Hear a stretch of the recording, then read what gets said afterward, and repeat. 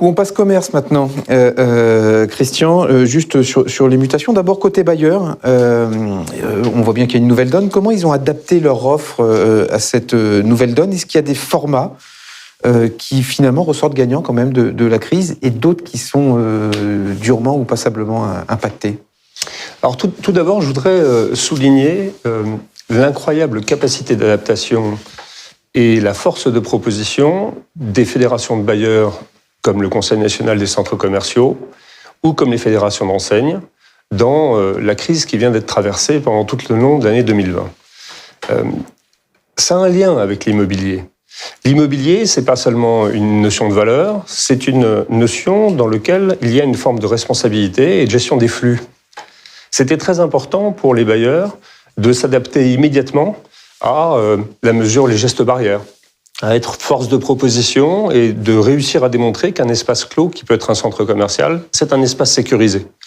Donc, dans cette gestion des flux et dans cette gestion de crise, aussi bien les fédérations d'enseignes que les fédérations de bailleurs ont fait un travail extraordinaire auprès du gouvernement. Donc ça, c'est pour le point de vue opérationnel de l'offre. Après, évidemment, pour revenir sur des sujets qui sont plus financiers, au-delà de l'opérationnel, il y a trois mesures qui ressortent assez clairement. Le premier point et la première tendance, c'est une généralisation des mesures d'accompagnement. Bien entendu, les bailleurs, dans leur réaction, ont assez vite compris que ne pouvaient pas continuer à percevoir des loyers comme si de rien n'était.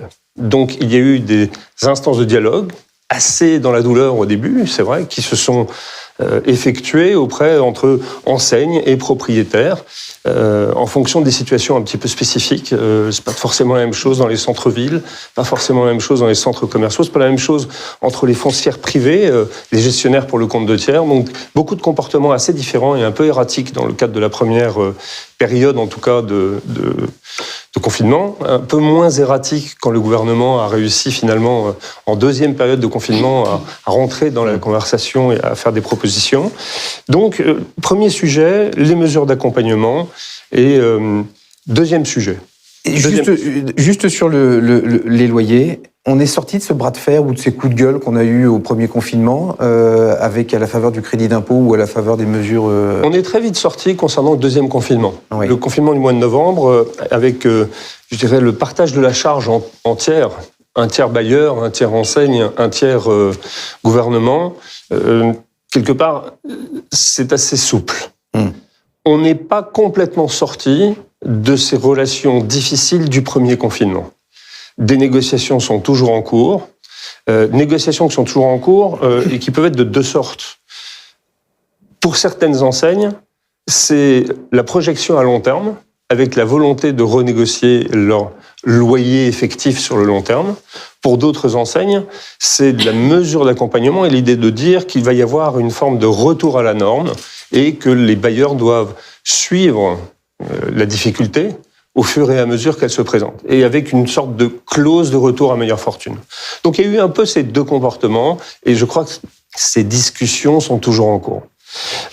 Troisièmement, sur les locaux qui sont proposés sur la vacance, il y a eu un phénomène assez extraordinaire, c'est qu'effectivement, il y a, dans un moment d'incertitude, dans un moment dans lequel le consommateur veut en plus de ça trouver de la diversité, il veut être sans arrêt réémerveillé, il veut toujours découvrir quelque chose de nouveau, quelque part, ce que nous venons de traverser a offert des opportunités pour des positions dites éphémères. Beaucoup de bailleurs, propriétaires de locaux vacants, ne souhaitant pas obérer leur valeur locative à long terme, ont mis sur le marché des locaux qui étaient vacants en proposant ces locaux à des niveaux de loyer inférieurs pour des positions éphémères. Et si ces locaux sont bien aménagés aujourd'hui, ça a permis à des enseignes de se positionner et d'effectuer de nouveaux tests. Probablement effectuer une nouvelle offre, peut-être effectuer la promotion d'un nouveau produit à ressortir. En tout cas, se positionner avec des niveaux de CAPEX inférieurs, des niveaux de loyer inférieurs. Pour les bailleurs, il n'y a rien de pire que la vacance. C'est animer des galeries marchandes, animer des rues commerçantes à travers cette proposition d'éphémère.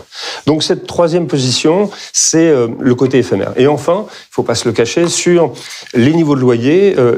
il ne faut pas confondre le loyer et la valeur locative. Pour les enseignes qui payaient un loyer proche de la valeur locative en 2018 et en 2019, il y a des renégociations et je crois que quelque part, à long terme, le niveau de la valeur locative sur les principales artères commerçantes et dans les principaux centres commerciaux pourrait diminuer de l'ordre de 15 à 20%. Donc sur ces sites qui étaient non pas pour ces locataires qui étaient proches de la valeur locative qui ont de 2018-2019, je pense qu'il va y avoir un soulagement locatif à plus long terme. Eux, ils ambitionnent pour quoi? ce qui est des anciens loyers. Eux, ils ambitionnent de couper le loyer en deux, ceux qui sont proches de la valeur locative? Non, 20%. D'accord. 20%, de l'ordre de 20%. Ça dépend des cas, ça dépend des taux d'effort, ça dépend évidemment de son emplacement et dans le cadre de cet emplacement, je dirais de la sensibilité que l'on peut avoir à une clientèle touristique ou à une clientèle d'affaires. N'oublions pas que le secteur du tourisme a été horriblement impacté, que nous avons environ une baisse de 80% du trafic sur les aéroports en Île-de-France, pour donner une image. Donc, bien évidemment, certaines artères sont beaucoup plus dépendantes au flux touristique dans le cadre de leur chiffre d'affaires. Ce sont celles qui ont été le plus impactées. Par ailleurs, au niveau des centres commerciaux, certains sont plus dépendants d'une zone de chalandise dans laquelle les salariés comportaient une part importante à l'intérieur du chiffre d'affaires et avec une absence de retour au bureau ou un retour progressif au bureau, et bien évidemment, il y a un impact également sur le chiffre d'affaires. Donc on rebat un peu la carte des valeurs locatives, emplacement par emplacement, artère par artère.